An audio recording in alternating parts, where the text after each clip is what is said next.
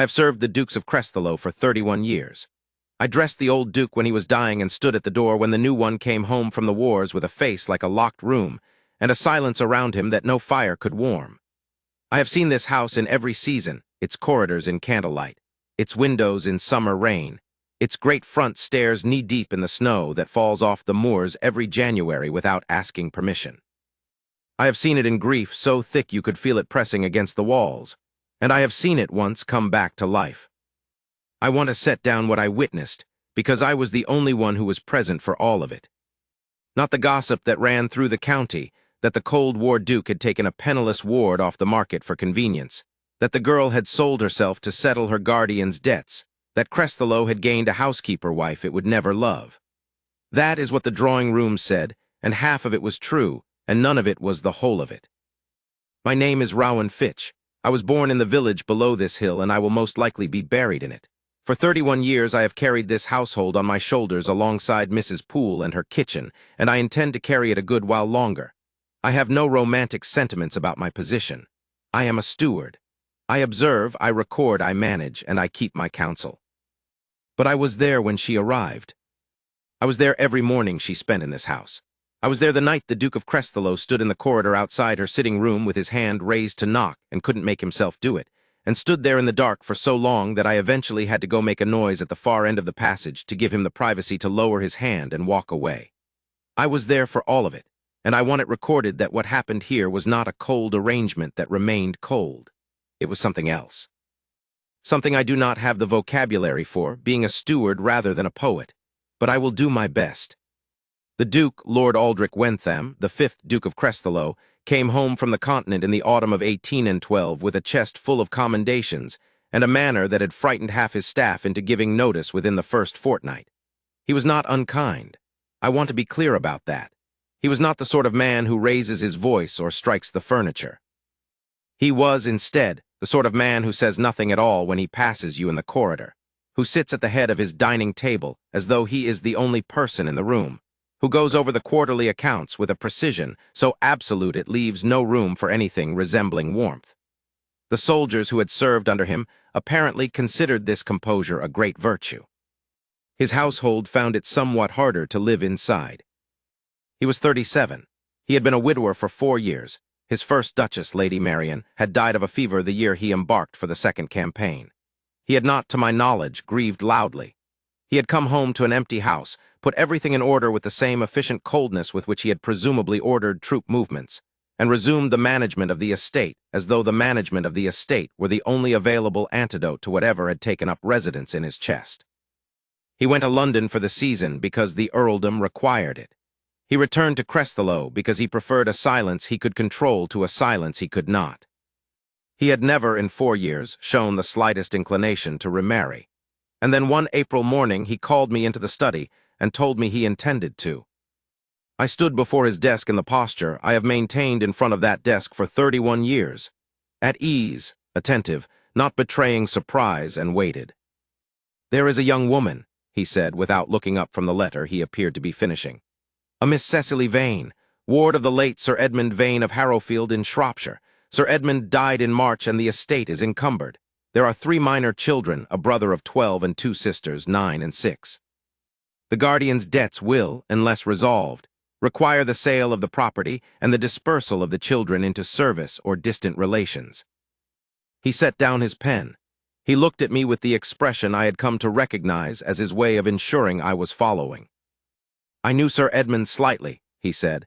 "He was a decent man who made poor decisions with money and a very poor decision in his choice of solicitor, which compounded the first set of errors substantially. The children are not responsible for any of those decisions. The eldest ward, Miss Vane, is 23. She is reportedly sensible, well-managed, and without romantic entanglements. She has been running the Harrowfield household since she was 16, which is either a testimony to her competence or an indictment of the late Sir Edmund's domestic arrangements, and I am inclined to interpret it as the former." "Your Grace," I said because he had paused. "I require a wife," he said. "Not a companionship, not a love match. An arrangement, one that solves Miss Vane's immediate difficulty and provides this household with a competent mistress. I am reliably told that the position has been without proper management since Lady Marian's passing, and that my steward has been quietly performing both functions. I did not comment on that, though it was perfectly accurate. I have written to Mr. Cawley, the solicitor handling the Harrowfield estate. He has communicated the situation to Miss Vane, and she has consented to meet with me. He picked up his pen again. I will see her in London next week. I expect you to have the blue suite prepared upon my return. Whether she accompanies me immediately or requires a fortnight for her own affairs will depend on the conversation. She will need time. There are the children's arrangements, the solicitor, the household at Harrowfield to wind down or to place under appropriate care. I anticipate a fortnight at minimum. Allow for 3 weeks. Carry on, Fitch. Yes, Your Grace. I carried on, though I spent some considerable time, that evening, in the consideration of what I had been told, and what it would mean for this house, and what manner of woman would be willing to walk into such an arrangement with her eyes open. Whatever I concluded, I kept, as I keep most things, to myself. He came back from London without her. She had required the fortnight, as it turned out, to settle the children's arrangements with the solicitor, to find them suitable lodgings in the village nearest Harrowfield, to give notice to the remaining staff at the big house, and to undertake whatever other private arrangements a woman of 23 makes when she is putting her entire previous life in order before beginning a different one. He resumed his pattern of accounts, correspondence, and long solitary rides across the moors as though nothing of consequence had occurred. I had the blue suite aired, and the household informed with appropriate brevity that the Duke was to be married. Mrs. Poole wept into her pastry with what I understood to be a complicated mixture of sentiments, concern for the household, hope for the Duke, and a general disposition toward weeping at announcements of this kind that I had come to regard as one of her more reliable characteristics. The footmen were wary. The housemaids whispered things I elected not to hear. She arrived on the 19th of May, in the early afternoon, in a hired carriage that was not very good and was carrying a quantity of luggage that was. I stood at the top of the front steps and watched her climb down without waiting for the footman's hand, not rudely, just efficiently, as a woman does who has been managing her own movements for rather a long time, who has not had the luxury of waiting for assistance. She wore a traveling dress the color of slate, unremarkable in fabric but exceptionally neat, and she had the sort of posture that is not trained into a person but grows there, out of years of being the one who must hold everything up. She was not what the county had imagined. The county had imagined a desperate girl, wide-eyed and grateful, overwhelmed by the grandeur of the house and the position being offered. What came up my steps was something quieter and considerably more composed. She had a face that a society portrait painter would probably have called plain. Her features were good but not spectacular, her coloring ordinary, her expression at rest slightly too watchful to be called serene. What she had, which a portrait painter would have found difficult to capture, was an attentiveness that registered everything. She looked at the house the way a woman looks at something she is deciding whether she can manage. She looked at the north wing. She looked at the east face. She looked at the gardens, which had been maintained but not recently improved. She looked at the stable wing and at the arrangement of the courtyard. I judged in the first 30 seconds that she could manage it quite well. "Mr. Fitch," she said, because I had been described to her in correspondence. "How do you do?" "Quite well, Miss Vane. Welcome to Crestheloe Hall." She looked at the house again, the north wing specifically, where one of the gutters was in need of attention, and a window sash on the 3rd floor wanted new cord. I had noted both on the list of things requiring resolution in the spring, and I had not yet resolved them, and I found the precision of her notice slightly humbling. "The gutter on that 3rd floor window," she said. "Yes, Miss Vane, it is on my list." She looked at me with something that was not quite a smile, but was the shape a smile makes before it decides whether to arrive. "Good," she said. "Thank you, Mr. Fitch." She went inside. The Duke was in the study. He came out to the entrance hall with the bearing of a man who has calculated the appropriate distance between duty and warmth, and settled some way short of warmth. He was, it must be said, imposing. He was a large man in the way that men of his type are large, not excess, but density. Everything about him was contained and precise, from the way he stood to the way he looked at you. He had a face that had once been handsome, and was now something more complicated. 4 years of solitude had done something to it, and 8 years of campaigning before that had done something else, and the combination had produced an expression that most people in the county found alarming. Officers who had served under him were apparently devoted to him. That is a different thing from finding someone easy to be in a room with. He did not find Miss Vane alarming. That much was clear. He looked at her the way he looked at the quarterly figures with assessment without warmth and said, "Miss Vane, I hope the journey was not too fatiguing." "Not at all, Your Grace, thank you." "You will want to see the house. Fitch will show you the suite that has been prepared and acquaint you with the senior staff. The household arrangements, the kitchen, the linen inventory, take whatever time you need to understand the operation. I've asked Mrs. Poole to make herself available to you this afternoon. The solicitor has confirmed that all the papers are in order on the Harrowfield side. There is nothing requiring your attention there that is not already in Mr. Cawley's hands." He paused. "I propose to speak with you this evening before dinner if you have no objection." "None at all, Your Grace." He looked at her for 2 more seconds, the way one calculates something and arrives at a provisional conclusion, and then he nodded and returned to the study. I watched her watch the closed door. "This evening, then," she said, to no one in particular. "Yes, Miss Vane, shall I show you to your rooms?" She turned, and the face was fully composed again. "Please." I showed her the blue suite, which was the best set of rooms in the house after the Duke's own, large, south-facing, with windows that took in the garden, and beyond the garden the long view across the valley to the moors. She went through each room without comment, but with a thoroughness that told me she was memorizing it. She opened the wardrobe. She tested the window cord. She looked at the fireplace and at the coal scuttle beside it, and at the position of the chairs relative to the writing desk. "It's very well appointed," she said when she had finished. "I'm grateful." "Her late Grace's suite," I said. "His Grace has had it redecorated." She absorbed that, when? "In the spring, Miss Vane. When the arrangement was decided."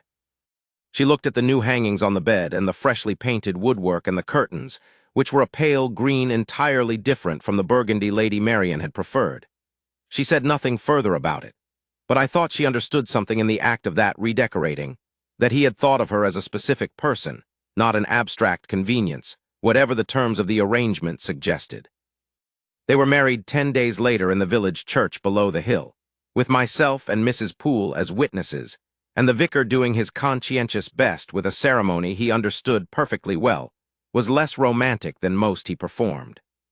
She wore a dress of ivory that was very good quality without being extravagant, the sort of dress a woman buys when she intends to mean the thing she is saying but does not wish to perform it.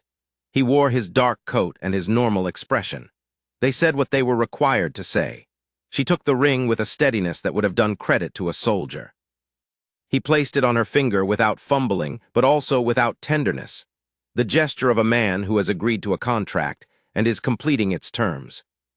The vicar pronounced them husband and wife. The Duke offered her his arm to walk back up the aisle. She took it. That was how it began. The first weeks were instructive.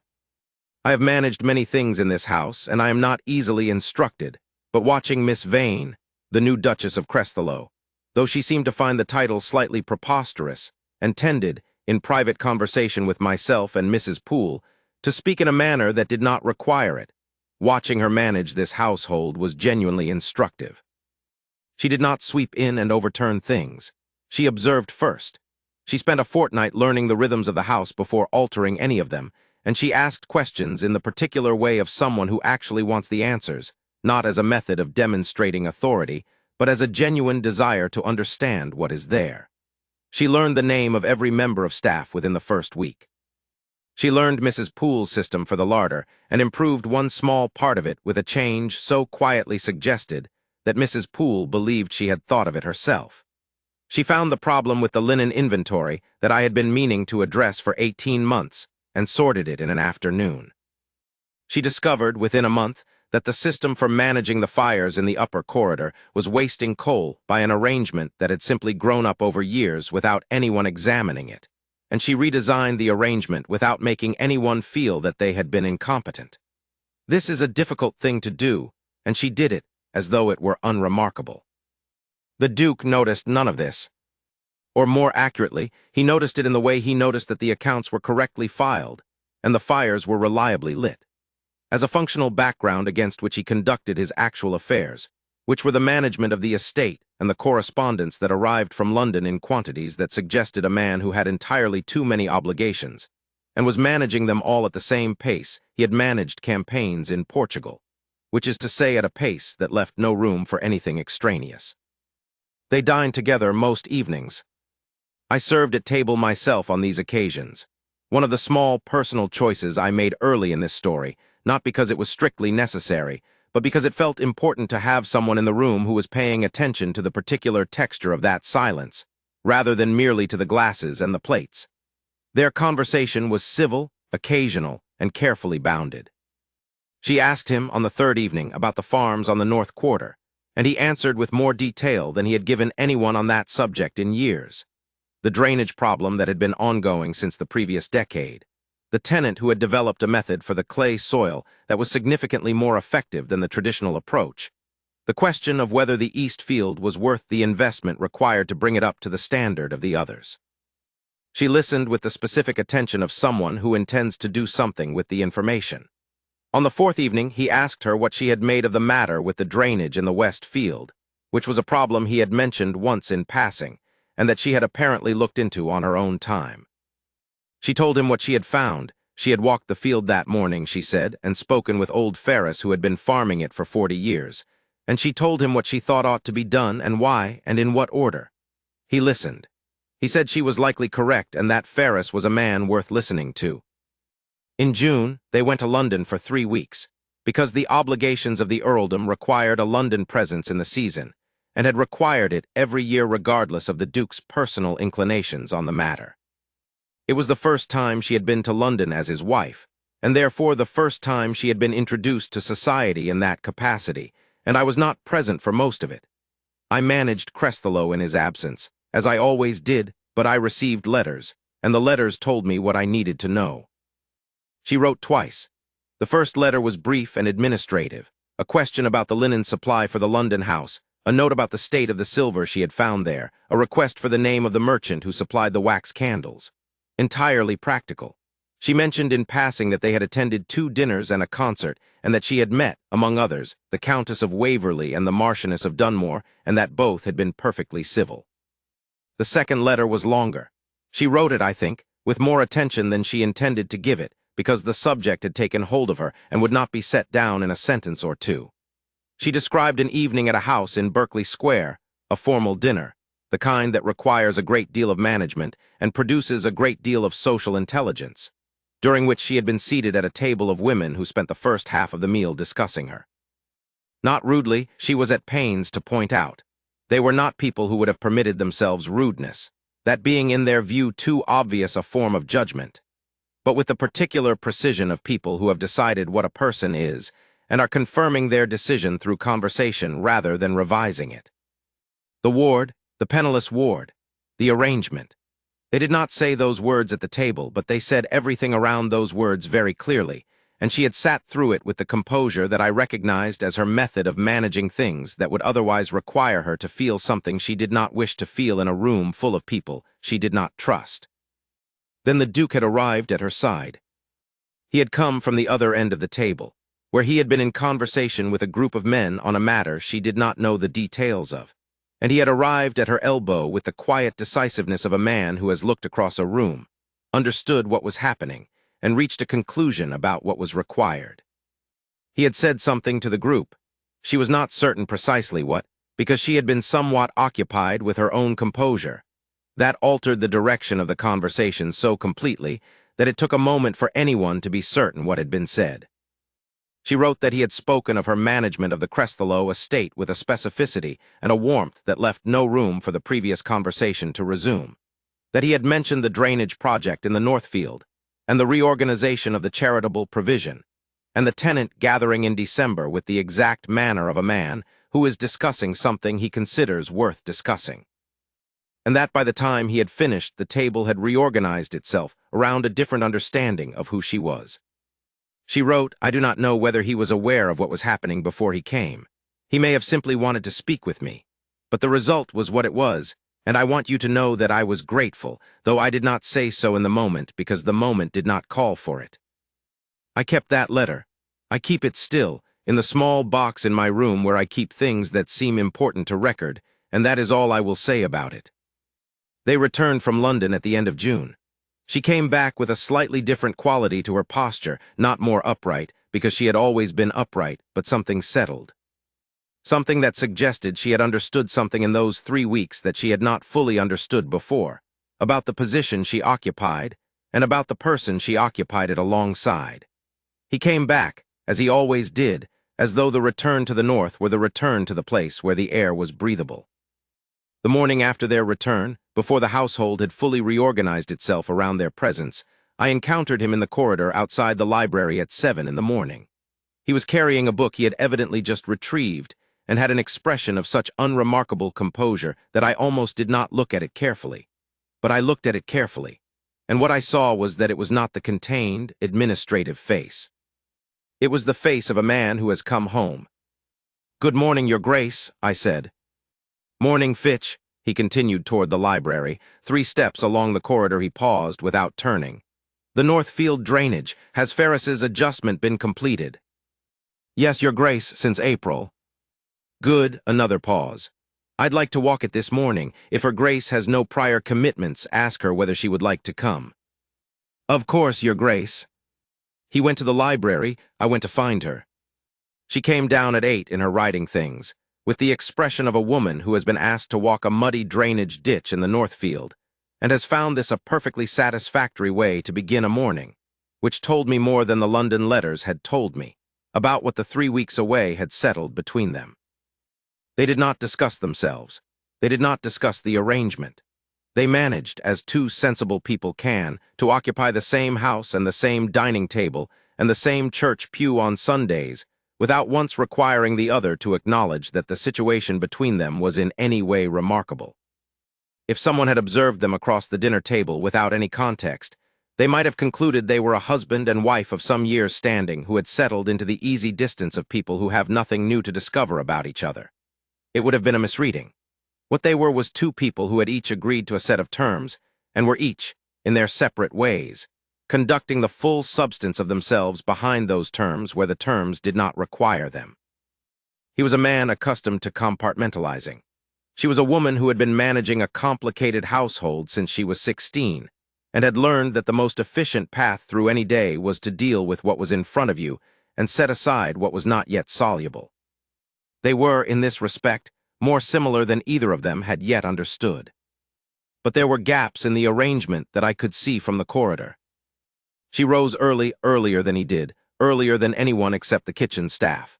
I found her on the 4th morning, in the library at 6:30 with a cup of tea she had fetched herself and a book of estate records from the previous decade that she had no business being in at that hour. I did not say so.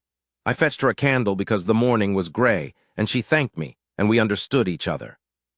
She was the kind of woman who becomes invisible to herself when she is busy enough, who turns her attention outward as a way of managing whatever the inward attention might reveal if she let it. She was very busy. The house was very large. There was a great deal to turn her attention toward, and she turned it there, efficiently and without complaint. She wrote to her siblings every few days. The letters were longer than necessary if the purpose was merely to report information. They were the letters of someone who is managing a distance that costs her something, writing with a warmth that she kept, in this house, very carefully out of sight. The warmth existed. I do not doubt that it existed in considerable quantity, but she had understood, I think, from the nature of the arrangement and from the quality of the Duke's attention to her in those first months, that warmth was not part of what had been purchased. She was here to manage a house. She managed it. She was here to be a competent and respectable mistress of the estate. She was competent and respectable. She went no further than she had agreed to go, and she asked nothing of the house that the house had not offered. She asked me once, in October, whether the Duke maintained any particular charitable obligations in the village, whether there were families in difficulty who were receiving assistance from the estate. I told her there was a historical provision for the widows of estate workers, and a small fund that had been established by the 3rd Duke, and was administered with varying degrees of attention by successive stewards. I did not mention that my own degree of attention to it had been incomplete, because there had been a great deal to attend to, and I am one man. She looked at me with the expression I had come to think of as her working face, attentive, slightly calculating, not unkind. I would like to take over the administration of that fund, she said, if you would be willing to guide me through the current situation. Of course, Your Grace. The purpose would be to ensure it's being used effectively.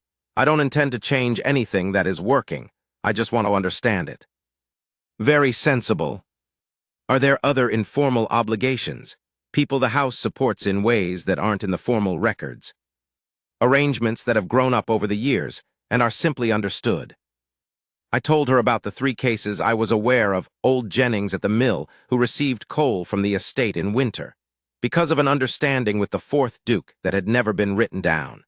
The family on the East Road whose roof was replaced every decade by an estate carpenter in acknowledgement of some favor done a generation ago. And a woman in the village whom Mrs. Poole supplied with kitchen surplus every Thursday for reasons that were not entirely clear, but which Mrs. Poole considered non-negotiable. The Duchess listened to all of it. She made notes. She did not suggest altering any of the arrangements.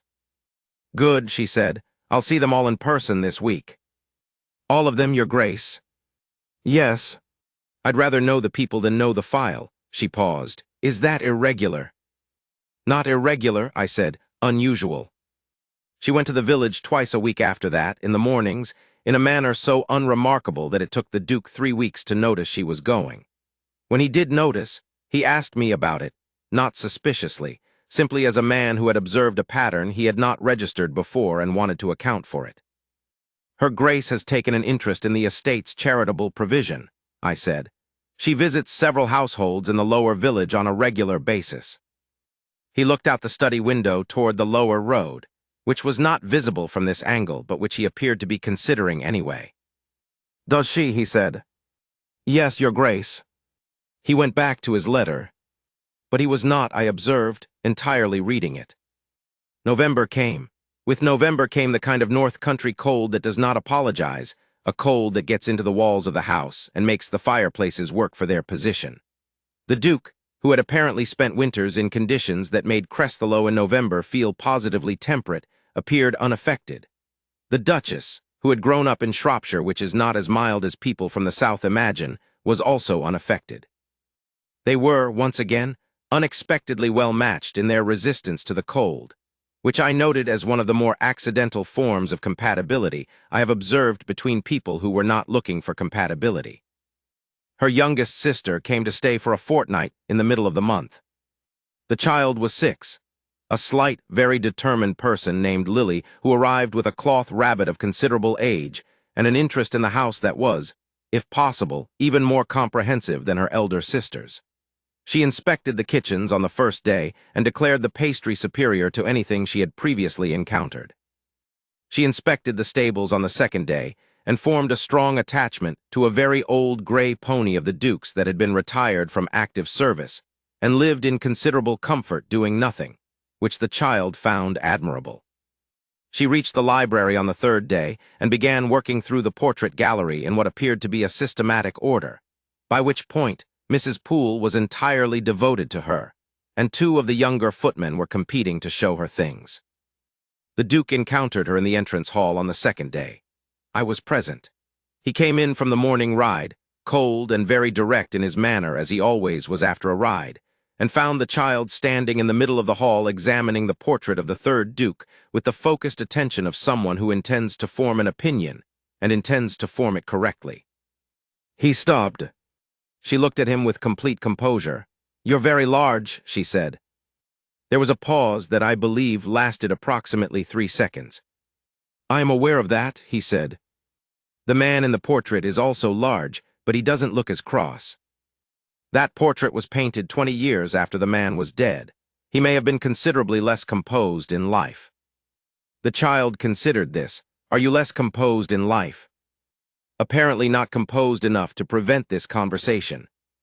She looked at him with the same measuring expression her sister used, the same quality of deciding whether to be satisfied by what she was hearing. "Cecily says you are very clever and very busy, and that we are not to bother you. Your sister is correct on all 3 points. She also says you are kind." He looked at her, a very long look for the Duke, the kind of look he directed at things that required consideration before a response. "Did she?" he said. She said it to Mrs. Poole, not to me. I was listening from the passage. A pause. I am not supposed to listen from passages.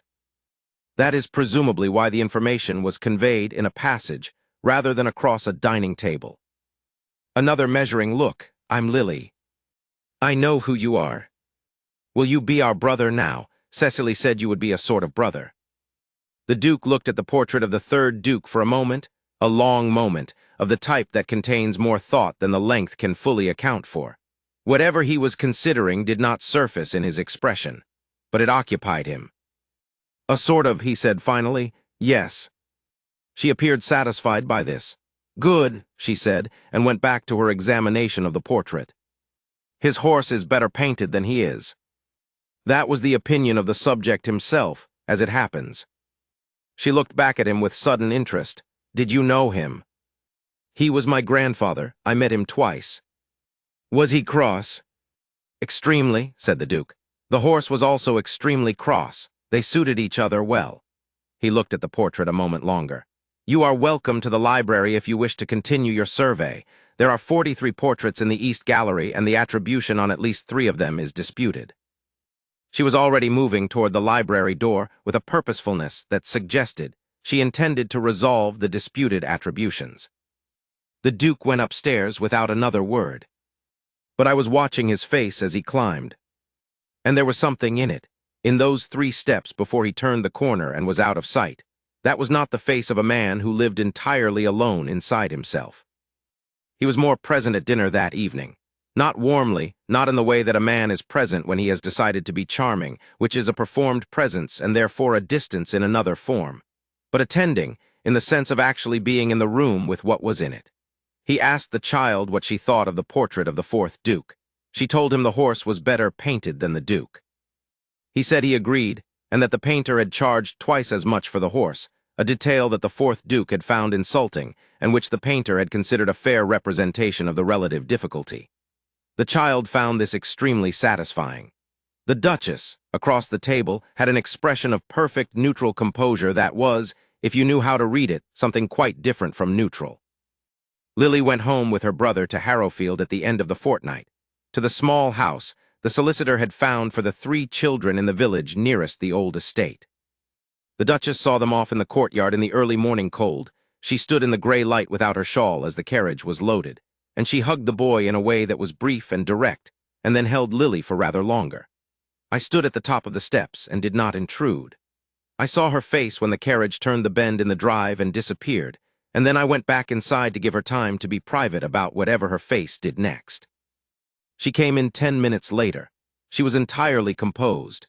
She thanked me for having the carriage prepared and asked whether there were any matters requiring her attention before luncheon.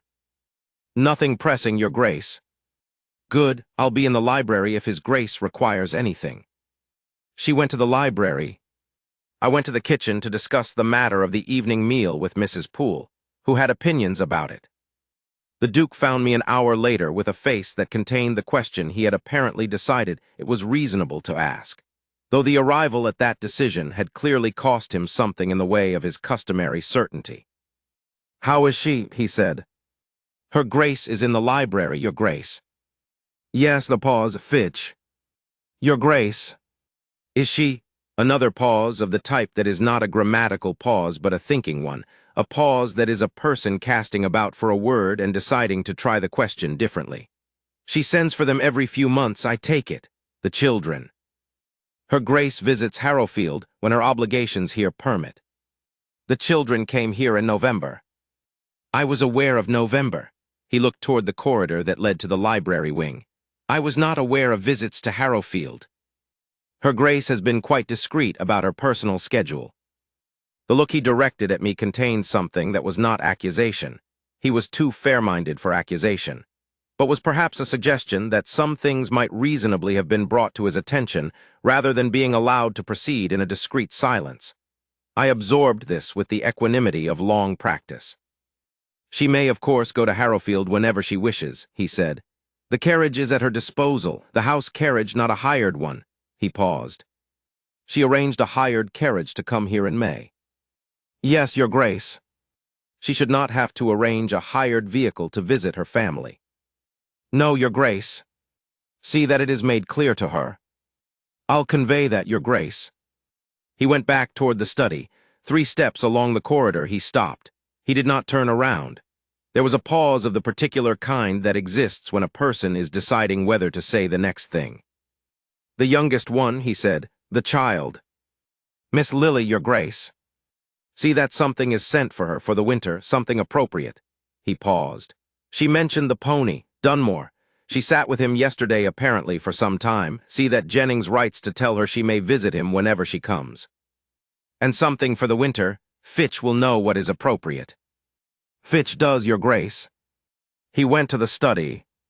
I sent a parcel that week containing, among other things, a very good picture book about horses and a pair of winter boots that were the right size, which I knew because the Duchess had mentioned the size in passing during the child's visit, remarking that Lily had grown out of her last pair, and the new ones weren't yet broken in.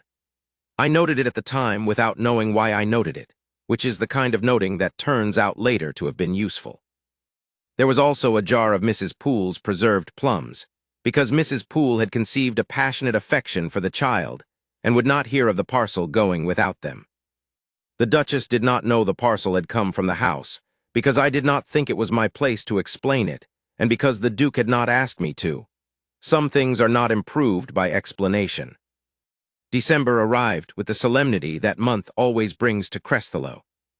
The house prepared itself. The greenery came in from the estate gardens.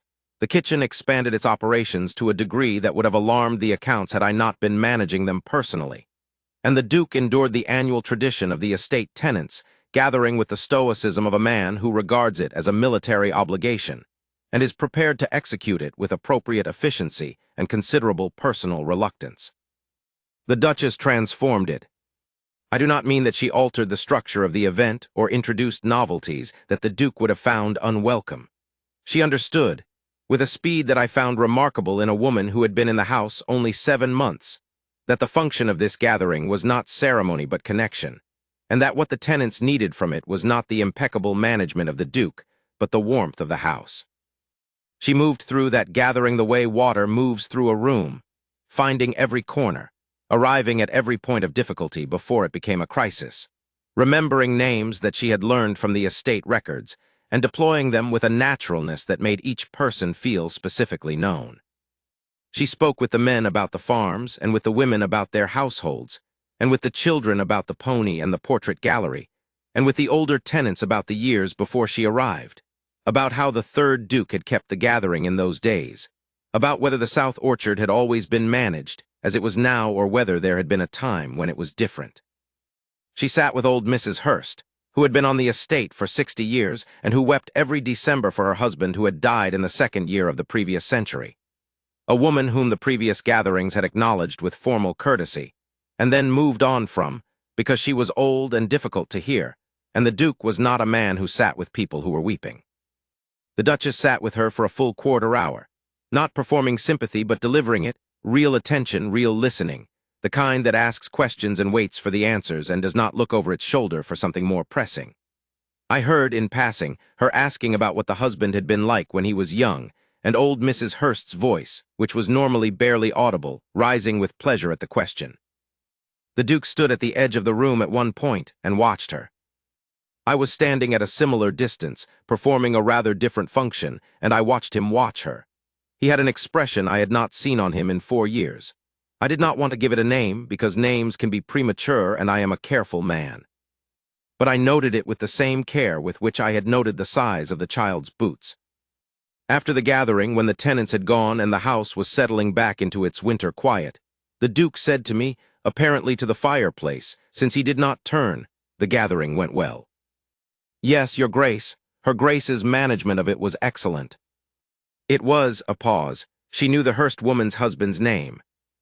Her Grace has been quite thorough with the estate records. He turned from the fireplace and looked at me directly. She has been quite thorough with a great many things. Yes, Your Grace. He looked at the fire again, in the manner of a man who has formed an assessment, and is examining whether the assessment holds. She is not what I expected. No, Your Grace.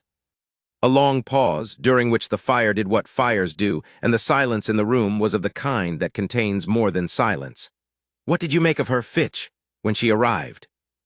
I thought she was competent, well-intentioned, and considerably more at a disadvantage than she allowed herself to appear. Yes, he was quiet for a moment. I am aware that the disadvantage was largely of my making. An arrangement of the type you described does place the less powerful party in a somewhat constrained position. I described it to her very clearly. You did, Your Grace. She accepted it very clearly. There is a difference, he said slowly, as though working through something he had been working through for longer than this conversation, between a person accepting terms and a person being content within them. I had been waiting with some patience for him to arrive at that observation. I did not say so. Yes, Your Grace, I said, there is. He went to bed with the characteristic absence of further comment. But the next morning, for the first time since her arrival, he was in the breakfast room when she came down, a full 40 minutes earlier than his usual hour. He had his coffee and a letter he was reading, but not, I thought, entirely reading. She was surprised. She concealed it quickly, but she was surprised.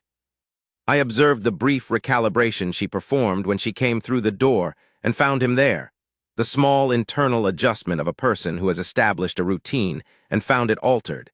And then she composed herself and came to the sideboard. Good morning, Your Grace, she said. Good morning. He gestured at the sideboard in the manner of a man who is not precisely offering but is also not offering, who is acknowledging that there is food and that she might want some of it. Please. She helped herself to breakfast with a composure that I found genuinely impressive under the circumstances. They ate. The silence was of the kind that exists when two people are trying to find an angle into a conversation, and neither wishes to take a line that cannot be taken back. Harrowfield, he said without preamble. She set down her cup. Yes. I understand you have been visiting. I should have said earlier, the carriage is always available. You have not needed to arrange your own transport. She looked at him steadily. Thank you, I didn't want to ask. A pause. You didn't want to ask. The arrangement was for my residence here, for the management of the household. I didn't want to presume on things not included in what was agreed. He looked at the table.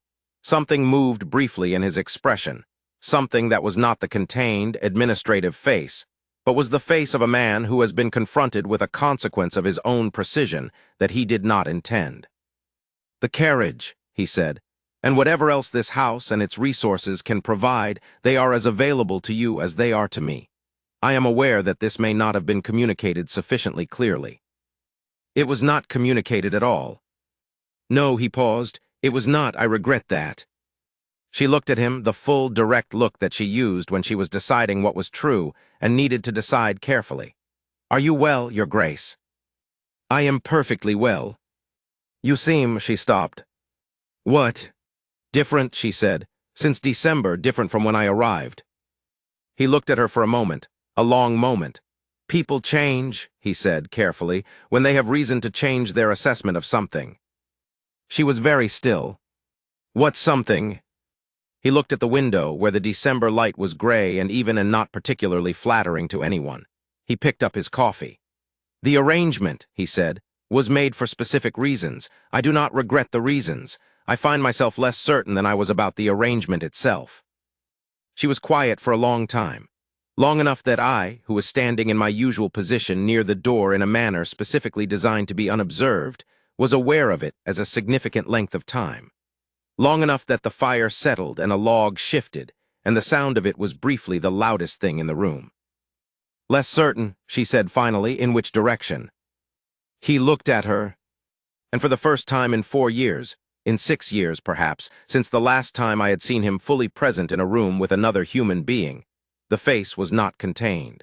The calculations were not running.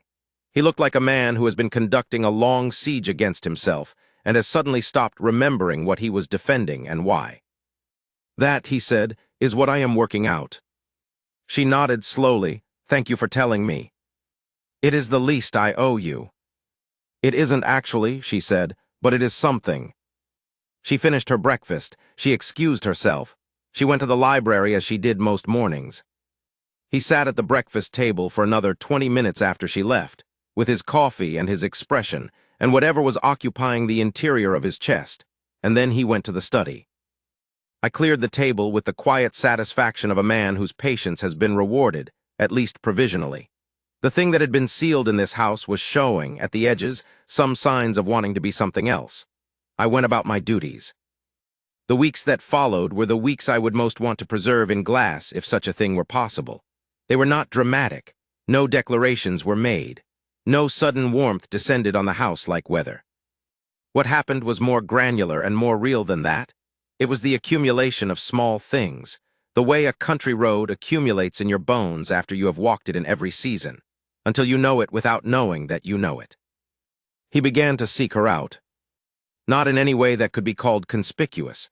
He had always been a man who moved through the house on errands, the study to the stables to the west field to the library for the maps.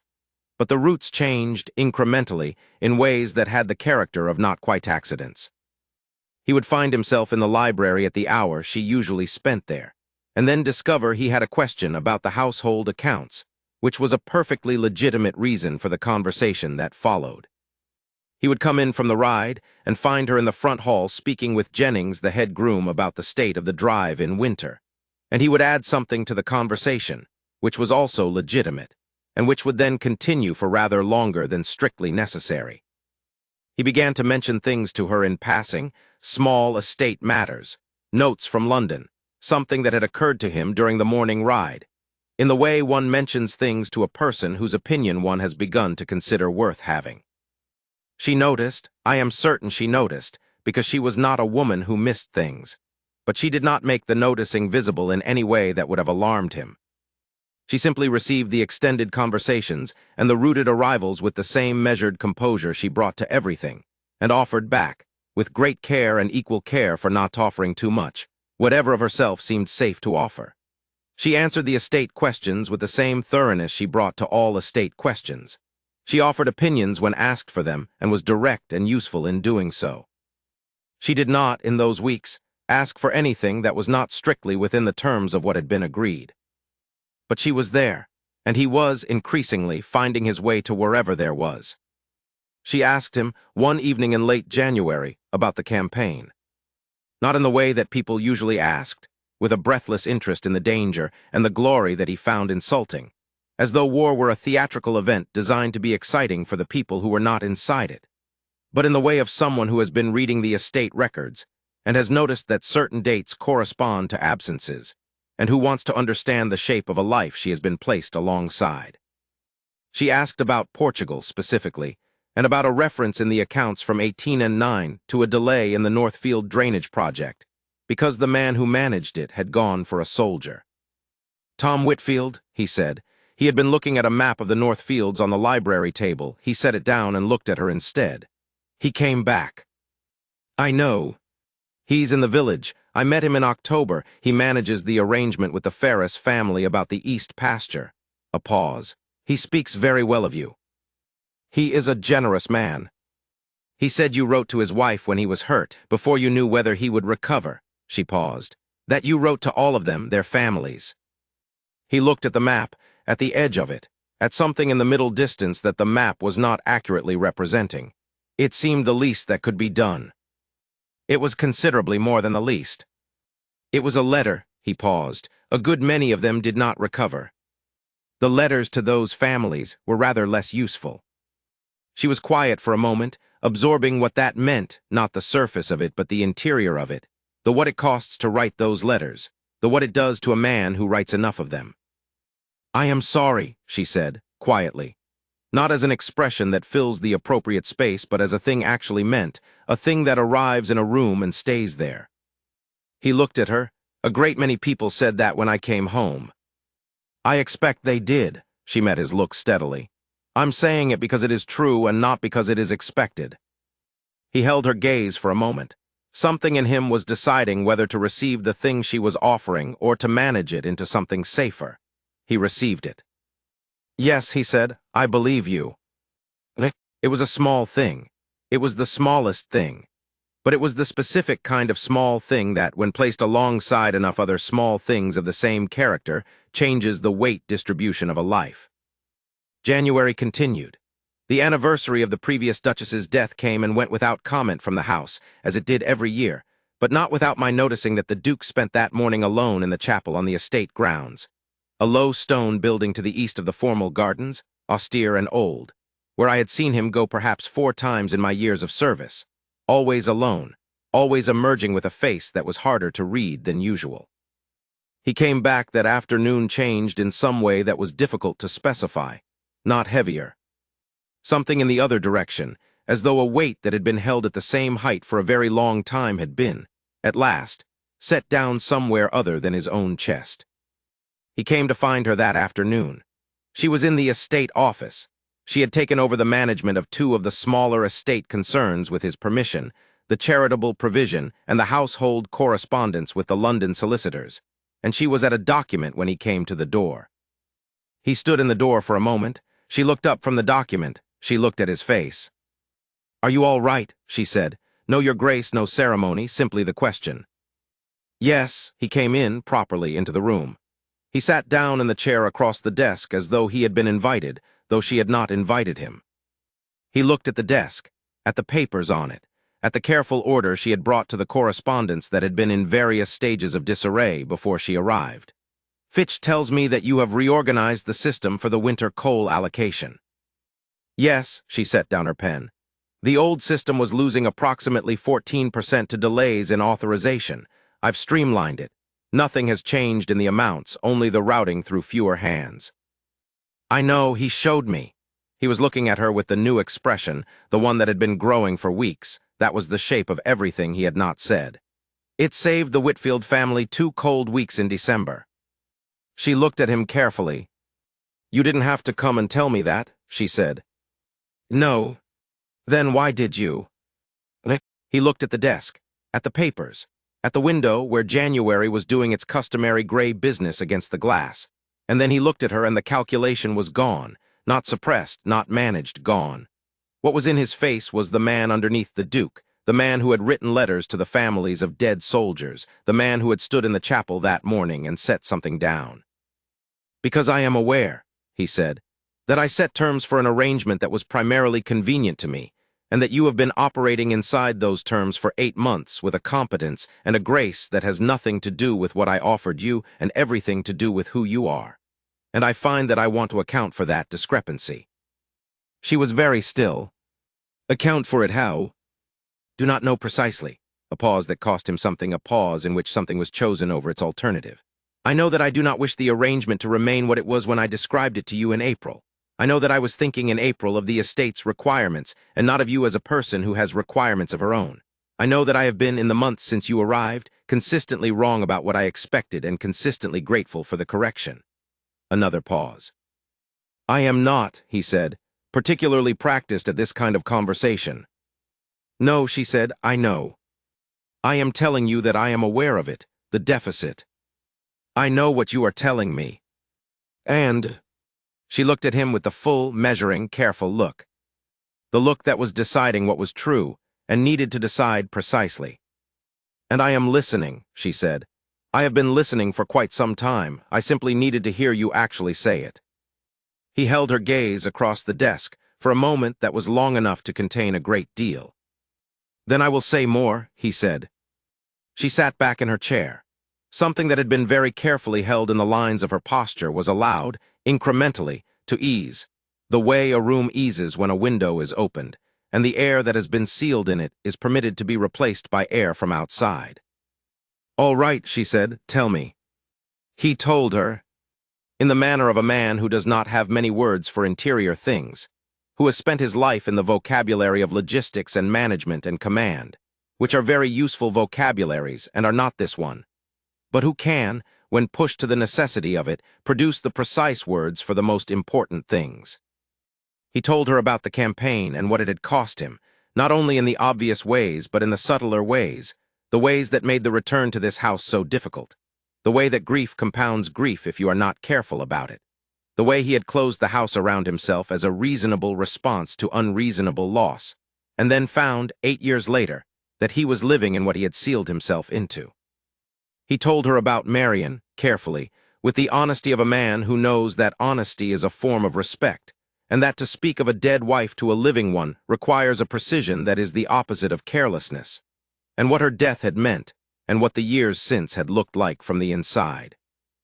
He told her that he had entered into the arrangement in April as a matter of rational management, and that rational management was, it turned out, an insufficient category for what he had been observing since May. She listened. She did not interrupt.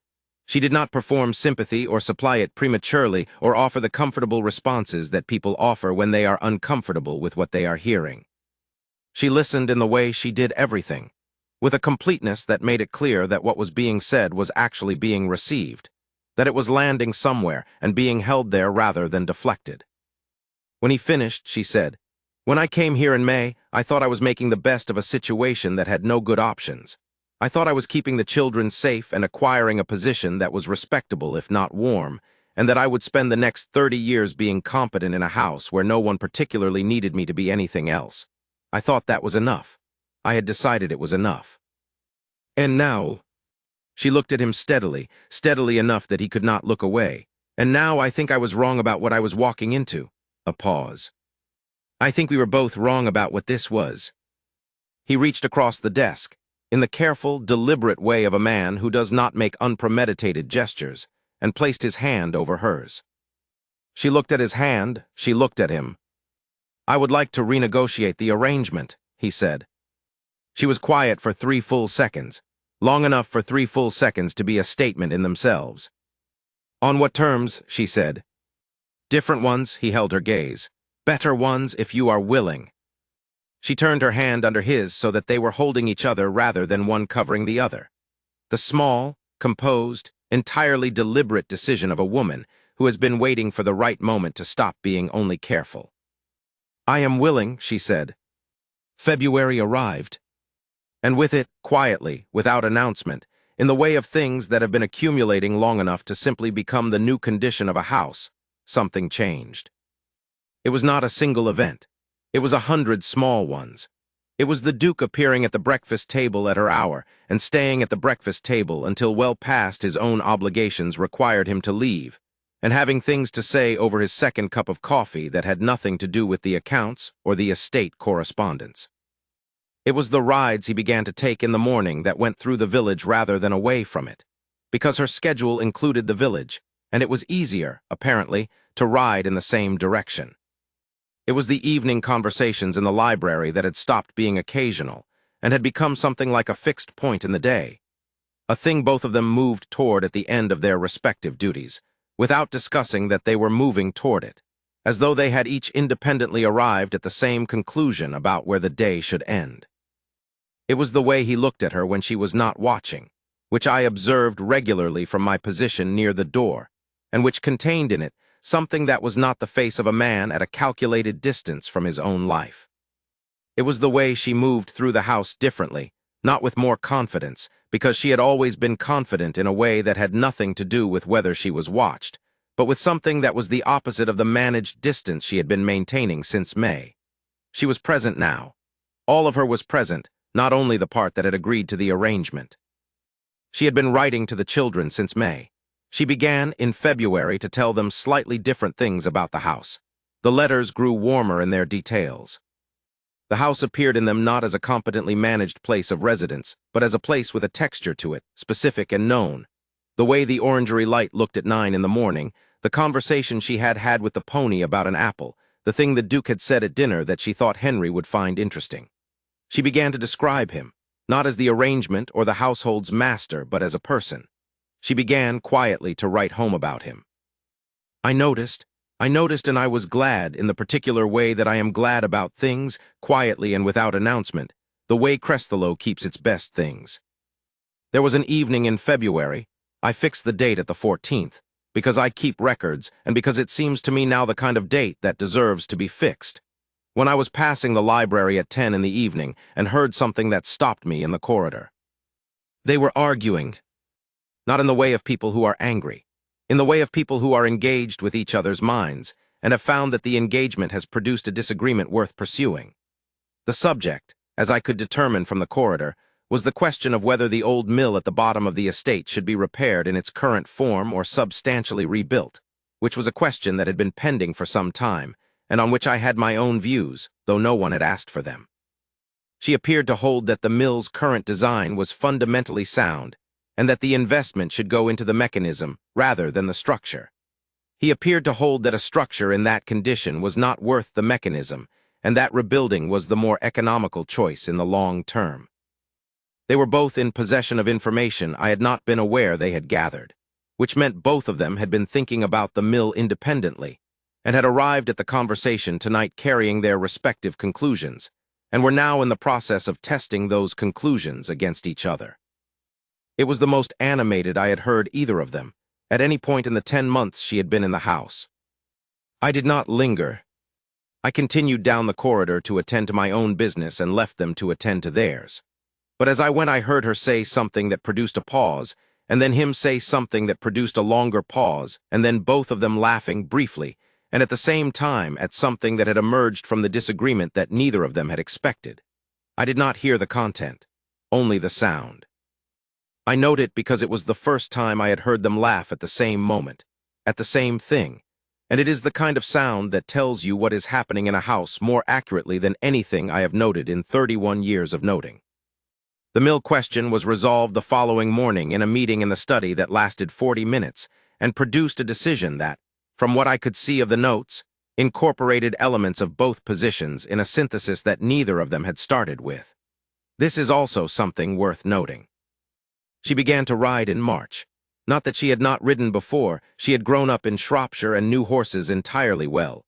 But she had, in the months since May, been so occupied with the interior of the house that the morning rides had not been part of her routine. In March, she began to ride, on the older bay mare that Jennings had put aside for her use, and she rode with a competence that I observed from the stable yard on the first morning, and that Jennings observed with the specific satisfaction of a head groom who has been quietly hoping the Duchess would turn out to be worth the horse. She began to ride at the same hour the Duke rode. This was not, I think, a coincidence. It was not, I also think, entirely calculated. It was the particular non-coincidence of two people whose lives have been quietly moving toward the same point and who have arrived at the same place at the same time because they have, without explicitly arranging it, been heading there. They did not always ride together. Some mornings he was out before she came down, or she was occupied with correspondence when he returned. But the mornings when they rode out together from the stable yard, not every morning, but enough mornings to establish a pattern, those mornings had a quality to them that the house could feel from the inside. A settled quality, a quality of things being as they ought to be. I observed Jennings observing them one morning in early March as they rode out, and Jennings had an expression on his face that I recognized as the expression of a man who has worked for a family for a long time and has not often had occasion to be glad for them, and was being glad for them now. "Fine morning," I said. "Aye," said Jennings, and went back to his work. There was also the matter of the study.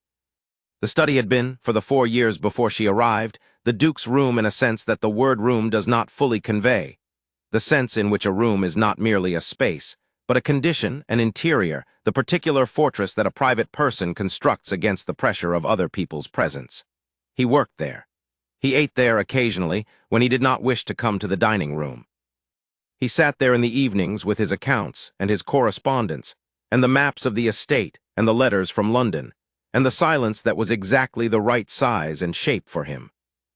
In February she asked, with the directness she brought to things she genuinely wanted to know, whether she might come to the study in the evenings sometimes to work.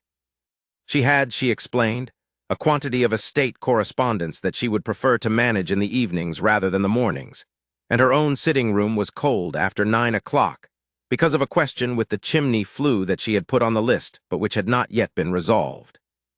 He said yes, without calculation, without the performance of calculation, simply yes.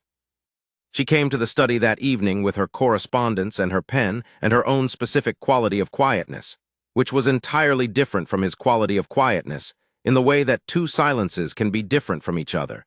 And she sat at the writing table against the east wall, and he sat at his desk, and they worked. They did not speak for much of the evening. But the silence was not the silence of two people maintaining a distance. It was the silence of two people who have found that the same room is large enough for both of them, and who have stopped needing to perform anything about that. She came back on 2 evenings the following week, and then 3 evenings the week after, And then the chimney flue was repaired, and she could perfectly well have returned to her sitting room, and she continued to come to the study. He had not asked her to continue. He had not suggested it or arranged the timing. He had, I think, simply not said anything that would have redirected the pattern, and the pattern had continued because both of them were willing for it to continue. And that is sometimes how the most important things are decided, not with a declaration, but with the simple decision not to redirect. She was tending to something with a small pair of clipping shears, and the March light was doing its complicated work on the windows, and the room was warmer than the rest of the house and filled with the particular smell of growing things when the Duke came in. He stopped when he saw her. She looked up. And something in the stopped quality of him, in the way he was standing there, which was not the standing of a man who had wandered in with a purpose or who was passing through, made her set the shears down. "Is something wrong?" she said. No, he came in properly into the room. The orangery light was different from the light in the study and the library, more diffuse and gentler, the kind of light that does not require anything from the faces in it. In that light his face was doing something it did not often do. It was open. Not performed openness, not the appearance of openness as a method of communication, but the real thing, the face of a man who has stopped requiring himself to be defended. "I had a letter from my solicitor this morning," he said. "Oh, about Harrowfield. The neighboring estate, Coombe Park, the larger one that came onto the market in January." He was looking at her carefully, in the way of a man who has done something he is not entirely certain will be received as intended, and who wishes to know, before too much time passes, what the reception will be. "I have made an offer." She looked at him. "You have bought the neighboring estate to Harrowfield." "I am in the process of buying it. The offer has been accepted and the papers are being drawn." "Yes." A pause. "The estate is not at a distance that would inconvenience this one. It is sufficiently self-contained to manage as a separate concern, with a local agent who can be hired at reasonable cost. The intention is that it would be available for the 3 children when they are of age, or when it seems right to whoever is managing their affairs, as a settled thing, rather than the current arrangement, which is adequate but which is not theirs in any sense that lasts." She was very still. "You did this," she said slowly, "without asking me." "I did. Why?" He looked at her in that direct, undefended way that had become more frequent in the last months, that was so different from the face he had shown the world in the years before she arrived that I sometimes, from my position in the corridor, found myself having to remember that this was the same man. "Because I wanted to," he said. "Because they are your family and you are." He stopped. She waited.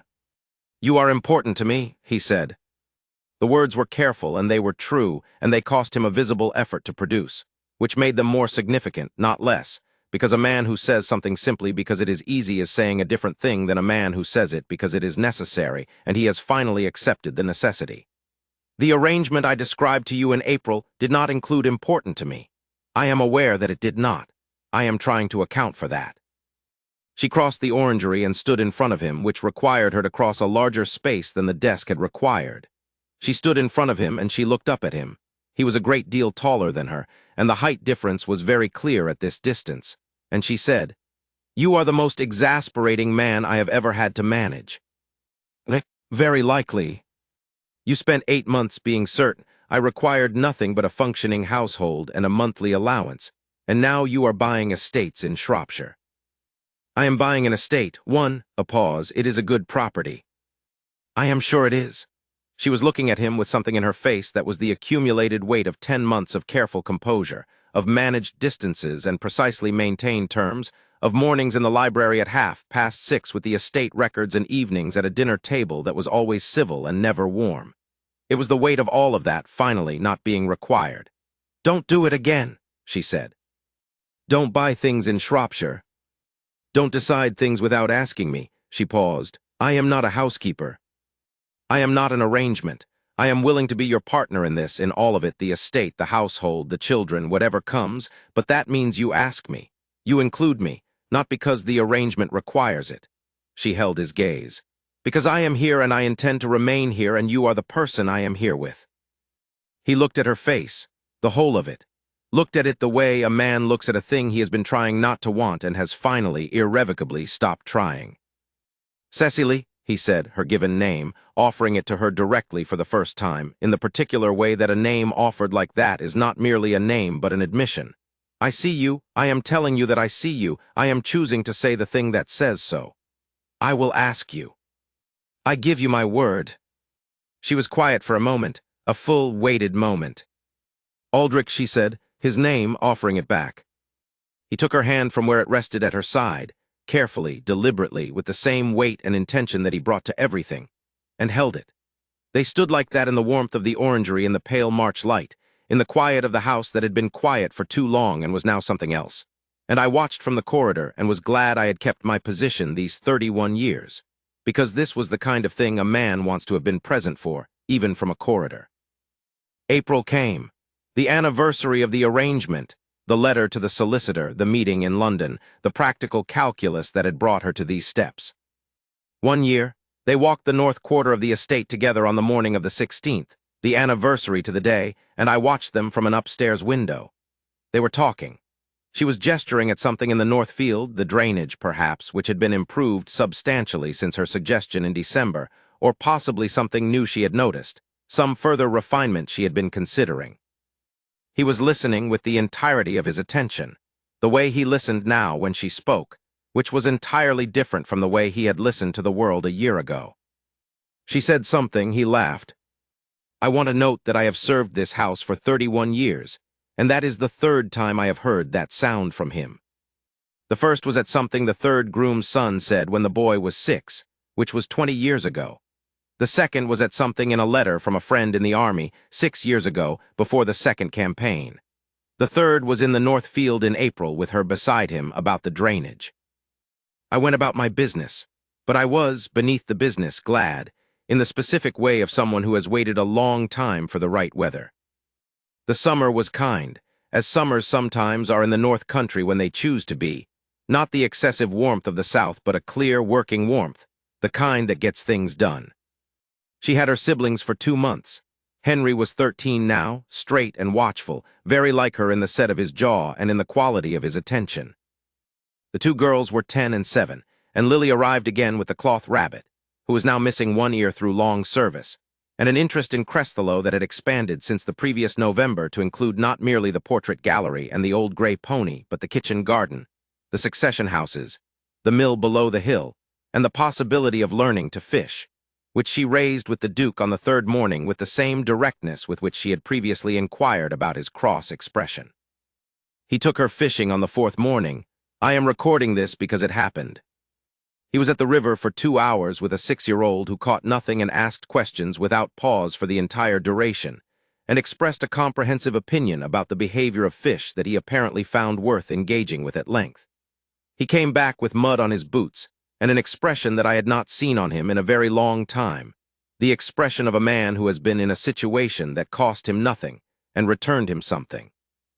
He also took Henry out on the north quarter on 2 occasions, with the specific purpose of showing him how the drainage worked and why certain decisions had been made about the east boundary.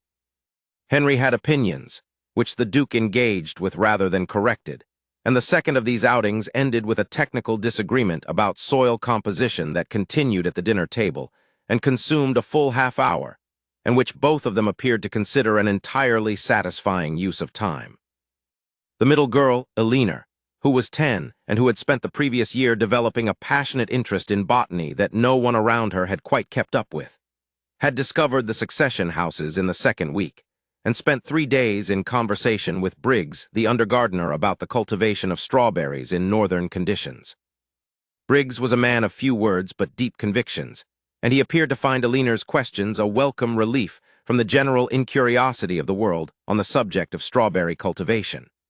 By the end of the summer, they had established what I can only describe as a professional correspondence, in the sense that Eleanor wrote to Briggs in September with a further question about soil acidity, and he replied, which was not something he was normally in the habit of doing with anyone. The Duchess watched all of this. She watched it with the expression I had now come to know well, the full attention, the composure, the thing underneath the composure that was not composure at all but simply warmth, kept at a careful depth. She watched the Duke with Henry over the soil composition. She watched him with Lily at the river. She watched him in the evenings when he sat at the head of a table that was suddenly noisy and full of requests and contradictions, and a 6-year-old's comprehensive opinions about the behavior of trout. And she watched his face in those evenings, which was doing something that no one except myself, and perhaps she had ever seen it do. He was at ease. It was not a word I would have applied to him at any point in my previous 30 years of service. Correct, yes, efficient, formidable, even in the years before the wars, occasionally pleasant. But at ease, that particular quality of a man who is in the right place and does not need to be anywhere else, that was new. That had arrived with the summer and the children and the 3 weeks in London and everything that had accumulated in the months before. And it sat on him with the naturalness of something that had been there all along, waiting for the right conditions. One evening, near the end of the children's visit, I was collecting plates from the dining room after dinner when I heard voices from the garden. I looked from the window. The Duke and the Duchess were walking in the garden in the late summer dusk, along the path that runs beside the wall where the roses are, and behind them at some distance, close enough to be technically supervised, far enough to be essentially independent. The 3 children were doing something involving a stick and a fallen apple that appeared to be engaging their complete collective attention. The Duke and the Duchess were talking. I could not hear what they were saying. I did not need to hear it. What I could see, from the window, was the way they were walking, beside each other, at the easy distance of people who have settled into a space together, with the comfortable unhurriedness of a conversation that is not going anywhere in particular because both parties are already where they need to be. She said something, and he looked down at her and smiled. Not the brief thing I had seen in the North Field in April, but something more settled. The smile of a man who smiles at this person in this particular way, and has been doing so long enough that it does not surprise either of them anymore. I finished collecting the plates. I went back to the kitchen. Mrs. Poole was making pastry for the morning and did not look up when I came in, but she said, to the pastry, rather than to me, "How are they?" "They are walking in the garden," I said. She pressed the pastry with the heel of her hand and did not speak for a moment. Then, "Good." "Yes," I said, "good." We did not discuss it further. Some things do not require discussion. Some things are simply good and can be allowed to be good without analysis or qualification or the attempt to place them within a larger framework. I went to bed that night with the specific peace of a man who has been waiting for a long time for the right weather, and has found it at last, and knows it is going to hold.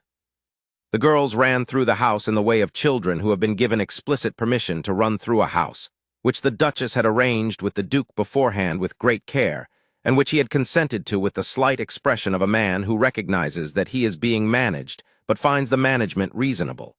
There were limits. The limits were clear. Within the limits there was, for the first time in 4 years, the sound of children in the corridors of Cresthelloe, which is a sound a house either resists or receives, and Cresthelloe received it. The children went home to Harrowfield at the end of August.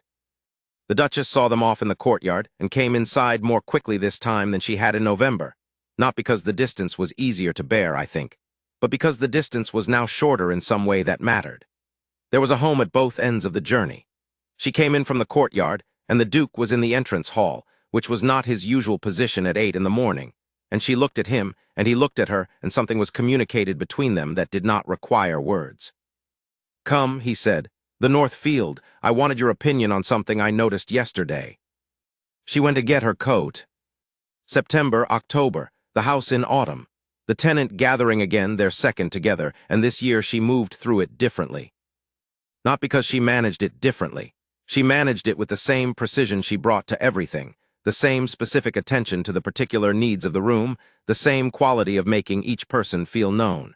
But there was a quality in it that was not the careful execution of a public role. The careful execution was still there. She was not a woman who became careless when she became comfortable, and the gathering required what it required. But underneath the execution was someone who was entirely where she was, who was not managing a distance anymore. He stood at the edge of the room, as he had the year before. This year he came to stand beside her, not because the management of the room required it, because it did not, but because it was where he wanted to be. He stayed there for longer than was necessary for any practical reason. Old Mrs. Hurst asked him, when they reached her in the course of the evening, what he thought of the new arrangements for the charitable fund. He told her he thought they were excellent. He glanced briefly at the Duchess when he said it. She did not look at him, but her expression, to those who knew how to read it, contained something warm. October was the month that settled things. If any single month can be credited with settling what had in fact been accumulating since May. The particular quality of October at Crestheloe, the way the light goes amber at midday and then gray by 3, the way the moors change color from the heather's purple into something browner and quieter, the way the house begins to draw itself in around its fireplaces, the way a man draws his coat around himself on a cold road. October had always been a month that required the house to decide what it was before winter made the decision for it. This October the house decided clearly. There was an afternoon in the middle of the month when I was working in my room at the accounts, which require a quiet room and an hour without interruption. And I heard them below in the entrance hall in the kind of conversation that carries without meaning to, not raised voices, simply voices in a space without intervening material between them and the floor above.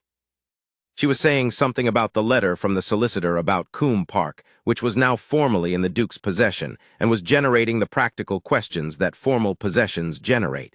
He was answering. Then she said something that produced a pause, and then he said something that produced a longer one, and then she said, "That is not what I asked." And he said, "No." "I know." And then a very long silence. And then his voice, lower and with a quality in it that I did not often hear through floors but recognized. "I will tell you. I am trying to find the right way to say it." "You do not have to find the right way," she said. "Just say it." Another silence, and then, too quietly for me to hear through a floor and a ceiling whatever he said. And then her voice, perfectly steady, perfectly direct. "Yes, I know. I have known for some time. I was waiting for you to know it too." I went back to my accounts. Some conversations are not for corridors or for adjacent rooms, and I have 31 years of practice at understanding which are which. They were late to dinner that evening. I rearranged the timing with Mrs. Poole, who did not ask why, because Mrs. Poole had been paying her own brand of attention and did not need to ask. When they came into the dining room, they looked, I will use the precise word, different. Not in any way that a person who had not been watching carefully would have noticed. But I had been watching carefully. She had the expression of someone who has said the thing that needed to be said and has been answered in the way she needed to be answered, and the specific lightness that comes from no longer needing to hold something at a carefully maintained distance. He had the expression of a man who has been on a long campaign and has, at last, been permitted to come home. They did not discuss it at the table, because that was not the kind of people they were. They ate dinner and spoke about the Coombe Park accounts, and about a letter he had received from an old friend in the army who was retiring from service, and about whether the succession house needed a new boiler before winter or whether it could wait until spring. Entirely ordinary, and entirely, underneath all of it, different.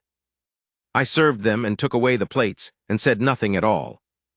When I came back to collect the last things, they were still at the table with their wine, not talking, in the way of people who are not talking because they are in the middle of something that does not require words at this particular moment. And they were sitting at a comfortable distance from each other that was several inches closer than they had sat at dinner since May. I collected what needed to be collected and withdrew, and I went to my room and I sat with the accounts for a while and did not work on them. There are moments in a long career in service when a person is allowed to simply be glad. I was glad. 31 years of this house, and the house was finally being fully inhabited, and I was glad. "Fitch," she said, "I need your advice." I indicated that I was available. "I want to commission a portrait of His Grace," she paused. "For the portrait gallery, not because the gallery requires it, there are already 4 too many Wenthams in there in my opinion, but because I want a record of him as he is now, not as he was when he came back from the wars." She paused again, assembling the thing she wanted to say into the precise form it required. "The gallery is full of portraits of dukes who look as though they are considering a particularly unpleasant administrative matter. I want a portrait that looks like him." I understood her entirely. "There is an excellent portraitist in York," I said. "He came to the county last year, and his work was considered very good, particularly his ability to capture something beyond the surface of the subject, which not all portraitists manage and some do not attempt." Good, she thought. The orangery in the morning light, is that possible? "I think it would be an excellent choice, Your Grace." She nodded. "Thank you, Fitch." She turned to go and then stopped. "What you said once, that you thought I was at a disadvantage when I arrived, that you could see it." "Yes, Your Grace." "Did you think it would come right?" I considered the question with the care it deserved. "I thought," I said, "that you were both considerably more than what each of you was showing, and that this was a house with room in it for considerably more than what was being lived in it. Whether that would be realized," I paused. "I thought it had a reasonable chance." She looked at me. "That is a very diplomatic answer." "I am a steward, Your Grace. It is an occupational habit." Something that was the shape of a smile arrived in her expression, fully this time without deciding not to. "Thank you," she said, "for all of it, for watching."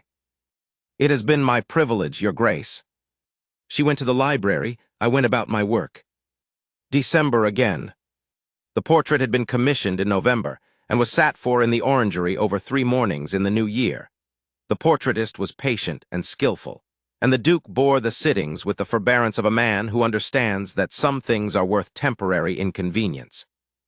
When the finished portrait came back from York and was hung in the gallery, it was placed between the 4th Duke, who looked, as Lily had correctly observed, as though he were perpetually reconsidering a rash decision, and a grandfather who had done something notable in the previous century in the matter of a land dispute, and who looked as though he intended to do it again. The new portrait was, in fact, a portrait of him, not the Duke as the county knew him. The Duke as the orangery knew him, in the diffuse morning light, with an expression that was not sealed against anything. An expression that was the face of a man at home in the place he is standing, which is the most specific thing I know how to say about it.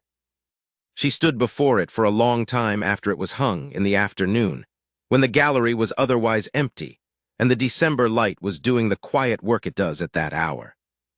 He came to stand beside her. They looked at it together. "You look different," she said. "Do I?" "From the others."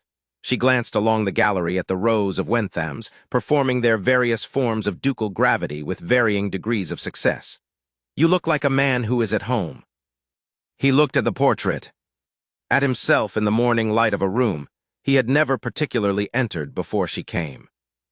"Yes," he said, "I am." She looked up at him, and he looked at her, not at the portrait any longer, but at her, with the face that was not the face of the War Duke of Cresthalo, not the face of a man who had sealed himself against the things he could not afford to want, not the face of calculated arrangements and managed distances.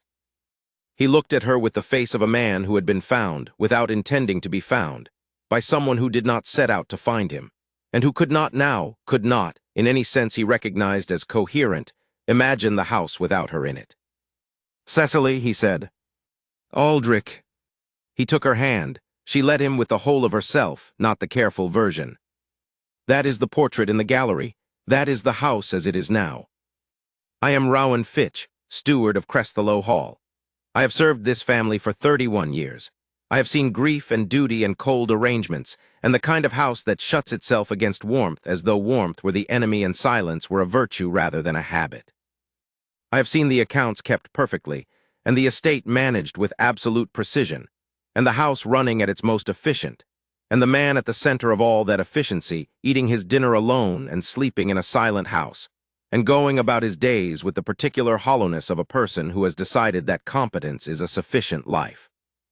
I have seen this house in grief so thick it pressed against the walls, and I have seen what happens when grief is sealed rather than worked through, and I have seen the sealing go on for so long that a man begins to mistake the seal for the foundation. And then I have seen a woman arrive at the top of a set of stairs in a slate-colored traveling dress and look at a broken gutter with the expression of a person who intends to manage it, and change the entire weight distribution of a house without ever announcing that she was doing so, without ever making it about herself, or requiring it to be witnessed, or asking for anything beyond what the arrangement had promised. I have seen a man who had sealed himself in every available way, who had made an efficiency of his grief and a policy of his distance, and a system of his days that left no room for the things that hurt, allow himself, through the accumulation of small and specific things, to be unsealed. The thing that unsealed him was not large. It was precise. It was the sound of his own name in a voice that said it because it was his name and not because it was a form of address. It was the feel of a hand that turned under his rather than resting in it. It was the sight of a woman sitting for a full quarter-hour with an old woman who wept, and giving the weeping the full weight of her attention, because some things are worth more than efficiency, and she knew which things those were. It was the mill argument at 10 in the evening in the library, the two of them laughing at the same moment. It was a child asking him whether he was less composed in life than his grandfather's portrait, and the answer he found when he looked for it. It was 200 small decisions to be present and useful and honest, made every day for 10 months in a house that had offered her nothing much in return. And then, finally, the day when it offered her something more. I have seen the house come back. The arrangement, as it turned out, was not what it appeared to be when described in the study on a morning in April. It was the beginning of something neither party could have anticipated from those terms. The cold bargain became the truest thing either of them had. He calls her Cecily. She calls him Aldrich.